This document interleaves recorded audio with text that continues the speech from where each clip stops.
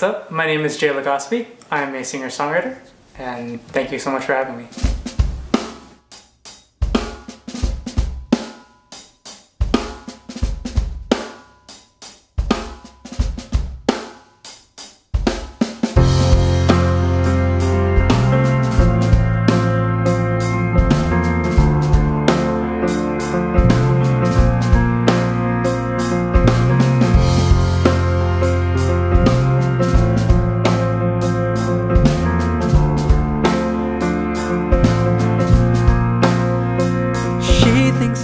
Music has always been a part of my life. I've always kind of looked up to my father, who's a classically trained guitarist, and he's actually my biggest influence. To this day, I don't know how to play with guitar picks at all because he always taught me how to play with just my fingers. I got into actual singer-songwriting, or I got into really doing the singer-songwriter thing in college. I didn't sing in high school, and I didn't sing in grade school really, and when I went to college I felt like I could finally be myself, and the one thing I always wanted to do was be able to express myself either through poetry or through singing, and it really just happened organically. I started playing guitar a lot more, and one day just decided to write songs. I was a double major in Asian Studies and Government, but I think one of the really great things about going to Cornell was that it was really secluded from the rest of the world. It's about 5 hours away from New York City, and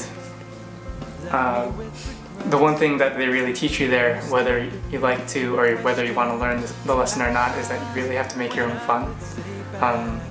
If you don't, then you end up just studying and kind of being miserable. So when I went there, I felt like I could finally be myself, and I was secluded enough that no one could judge me, or really, I didn't feel like anyone could critique me with what I wanted to do. So it's funny because Glee's popular now, but I started singing with an a cappella group. It was just a bunch of us that really enjoyed singing. And from there, I really kind of gained my chops in terms of how to sing, and learned a little bit of technique. It is a really, really scary thing to do, because when you jump into something so personal but so public at the same time, you can't help but feel like there's no safety net behind you. And really, if you fail, it's all kind of like all on you, or if you don't do as well as you want, it's really on you. So it was really scary too, because when you go to college, no one teaches you how to really be an entrepreneur in that way, or no one really teaches you how to pioneer for yourself in that respect. So I was really scared, but I'd like to say that I had family and friends that were really supportive of what I did. In terms of trying to get into the music industry, it really is it's a question of being independent versus being signed. That usually is like the main question for everybody. And personally, I feel I would thrive the best in terms of being an independent artist. So with that said, it's kind of interesting because you really have to, you answer to yourself, and the biggest struggle you have is how do you push yourself farther than what people can do when they have an entire team behind them. And I mean, I'm very happy to say that I do have a team behind me. I have friends and family that really support me, but that struggle is really kind of the hardest, is just really kind of trying to push yourself forward when you feel like no one's listening. I think it really is just a matter of believing in yourself, and I know that sounds really cliche, but believing in yourself and believing in what you're doing is really the only thing that sometimes kind of gets you out of that metaphorical bed where you feel comfortable in where you are in terms of your music career or in terms of your art career. And I think it's really important to just never stop believing in yourself, never stop thinking that what you're doing is actually worthwhile. Because there are times when I personally have felt that the struggle is way too hard. Why am I doing this? Why would I ever want to, share this music with people? And then you get those like little moments of reward when you play a show, and if there are 100 people there listening, or 100 people that are not listening, you'll get those 1 or 2 people that come up to you at the end of the show and say that you really connected to them. And from a performance standpoint, I think that's all I could ever ask for, because then it feels like what I was doing originally, which is really just writing songs for myself and hoping people understood how I felt. I feel like I succeeded in doing what I wanted to do. Definitely my friends and family. I was one of the lucky ones. At first, my parents didn't like what I was doing as a musician. That was probably one of the biggest fears, because when I told them that I wanted to sing after college, they had the talk with me, and it's the talk of you're not going to do anything with music, or how are you going to succeed, how are you going to make any money off it. And they were really worried, because they just wanted me to succeed as their son. But after I showed them that this is really my passion, they've become one of my biggest supporters. The same thing with my friends, and all the musician friends that I've made along the way. It really is just, if it wasn't for, the audience saying, good job, or I feel you, it would be them that both push me to being a better musician, and also kind of, especially with the musicians and the other artists, they kind of challenge me to do better than what I used to do. And at the end of the day, it feels really good, because it makes me remember again that art is something, even though it's public when you're a singer-songwriter or when you're a performer, it's still something really personal. So when you find better ways to express yourself to yourself, it's something really rewarding to me. There are the traditional channels, which is just play and perform.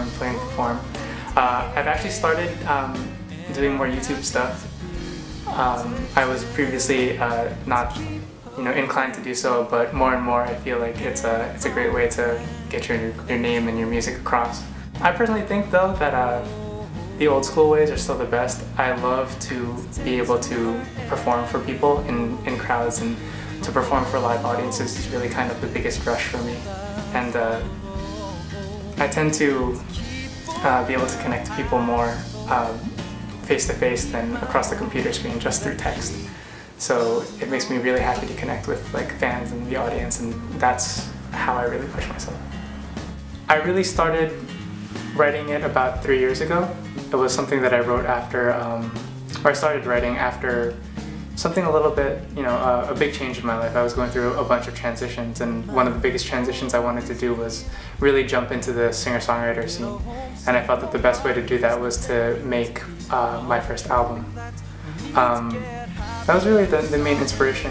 I also wanted a chance to be able to expand the sound of what my songs sounded like in my head, because normally I'm always just me and a guitar, and I always perform normally with me and a guitar. But I was lucky and blessed to be able to perform and record these songs with a lot of my friends who are also musicians. They were so selfless in terms of giving me their time to record the album, and so it was just really fun to make. The name of the music video is Picture Perfect, which is, again, the title track of the album. I chose it as the single for the album just because it's really upbeat, and it was really happy and something that I really liked playing. I started writing it after I watched a couple walking out of a subway in New York City, and they were really flirting hardcore with each other pretty much.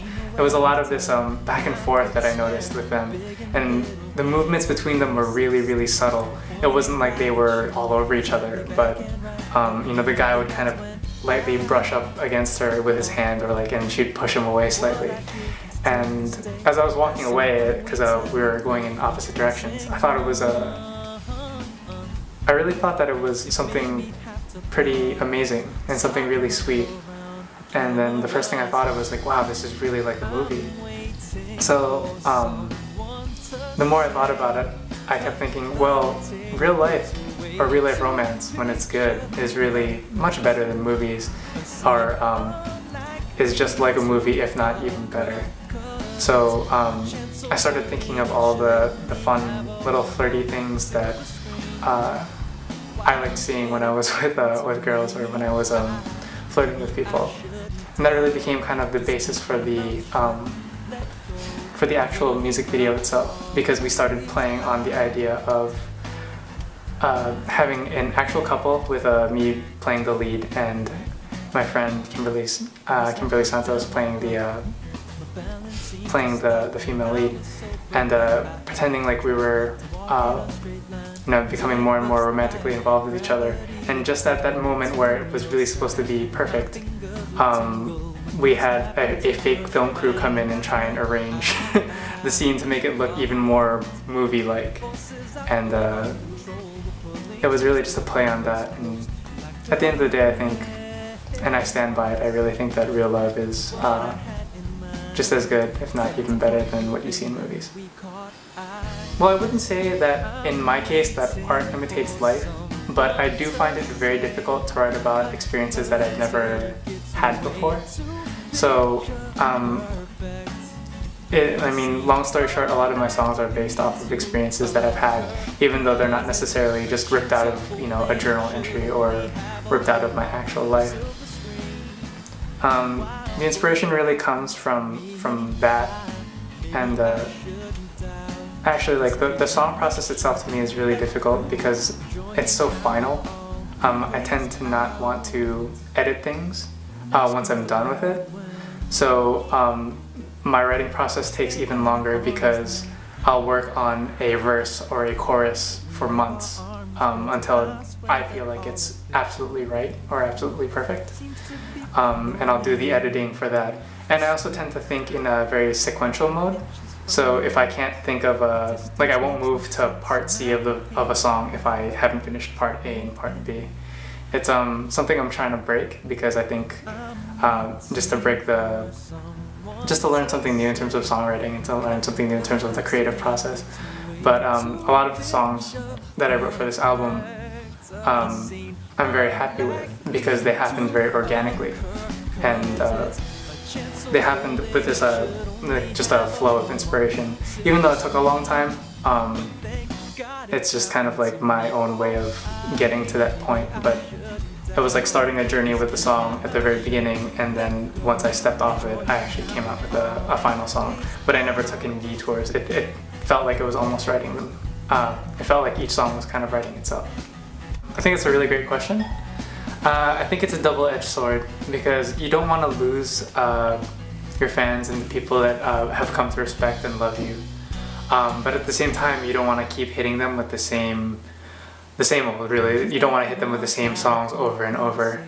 And I think the best way for me to think about it is, at this point, I'm currently writing songs that people can grow up with me to. I don't think that where I am in my life, I can write the puppy love songs as much anymore, just because, I'm not in that stage of my life anymore. But I still think that, my opinion is valid and that my emotions are valid. I just, compared to some other people, I might just be in a different part of my life. And I kind of look forward to the day that, those people, I look forward to the day that those people come up to the same stage as me, or in the same experiences, because then it really feels like people are growing with me. So in a way, it also feels like I'm not alone when I write or when I sing, because there are always people that develop their emotions, and they find themselves as I grow up and as they grow. There's something so spontaneous and so instant and so improvisational about being on stage, where you're really feeding off the energy of the crowd. And one thing I love to do when I perform is, if someone screams something funny at me, like as a joke, then I love, quipping back or replying back, because it feels like a rapport between me and kind of this usually completely black mass that's in front of me because the lights are too bright and you can't see them. But that rush from being able to just say whatever you want and kind of just react to the moment is probably my favorite part of performing. At this point, I tend to work a lot by myself, but I'm in a circle of my friends that we tend to be each other's backup team, and we tend to be each other's band when we play shows. John Vialago is my bassist and an amazing singer-songwriter. Matt Panna is my drummer. He's an amazing performer. We also have Matt Sia, who's a New York-based artist who tends to be my backup player. And other people too, like Mark Romero and John Flor-Sasante. They're all amazing musicians within the scene. Other than that, I've also been able to be the hook guy, or like the chorus guy on a couple of songs for a couple of my favorite hip hop artists, like Deep Foundation and Hydroponics. And really, I've worked with a lot, but those are the ones that really come to mind. Jay-Z. I'm a big Jay-Z fan. Again, I grew up listening to hip hop. A lot of the way that I write is very cadence driven and very percussive, and it's because I listened to so much hip hop when I was growing up. I think he's an amazing artist. So Jay-Z, if you ever hear this, let's work together. Just kidding. But I think it would just be fun to work with somebody completely different from what is typically the genre that I work in. In terms of like other celebrities, I used to want to work with John Mayer just because I thought he was an amazing artist. Actually, there's a Japanese composer by the name of Ryuichi Sakamoto. He does a lot of film scores, and I think there's something in the way that he voices his chords when he plays piano that really strikes a chord in me in terms of lyric writing. And I would love to see if I could write songs or write lyrics to some of his instrumentals. In terms of stuff that I just always come back to, Death Cab for Cuties, I Will Follow You Into the Dark is probably one of the greatest songs I've ever heard. I think it's just so simple and so honest in terms of the message that I can't get past how simple and perfect it sounds to me. Essentially any song from Block Party's first album, Silent Alarm, really rings a bell to me, just because it's so percussive and so aggressive, but still poetic in terms of the lyrics and the way that all the guitars are arranged, that it really strikes a chord with me. There's a track from my friend Matt Sia, it's called Lost. He wrote it for his wife, and I think it's a very beautiful and simple love song to her, and I've had the pleasure of playing backup guitar for it, so I feel like I can feel his emotion when he plays it to his wife, and then I feel an additional jump to it because I've been able to participate in it, or participate in playing that song live with him. So it becomes like this additional experience that makes it one of my favorite songs ever. I'm gonna say, even though it's not my favorite song, it just really amps me up. Coldplay's Viva La Vida, because it was a song that they played at my brother's wedding, and I tend to really associate songs with events in my life that were happy, and seeing my brother get married was one of the happiest moments for me, just because it was amazing to see him finally marry his longtime girlfriend. It's a sad song, but it's something that I've always liked. It's a little known song by John Mayer. It's called Man on the Side. It's very sad, but it's just very lyrical, and it's very sweet, and also it's almost tragic, because it's a song about caring about someone so much, but being on the sidelines for her. Not that I can necessarily relate, but I thought just the way that it was phrased and the way that he played guitar on it was really amazing. It's funny because after we had that conversation about just literally pulling a Nike and saying just do it, I think that is the greatest advice you could give an artist, is one, you have to believe in yourself, and two, you have to believe in yourself enough to actually do something about what you believe. and you have to be completely fearless about it. Because if you take any moment to think too much about what you're about to do, you're not going to do it, or you're not going to do it to the best of your ability. And that's something really important in terms of art, because to many people, including myself, art can be calculated, but it's a raw form of this calculated nature where you know, you're just expressing yourself in emotion in a form that has to really hit, you know, whoever's watching, be it yourself or the listener or someone. And if you can't justify your actions to yourself, then there's no way you'll be able to justify your actions or your art to someone else. So you really just have to believe in yourself and really just do everything for your art. Hey, what's up? This is Jay Legaspi, and thanks for visiting iHeartArtists.com.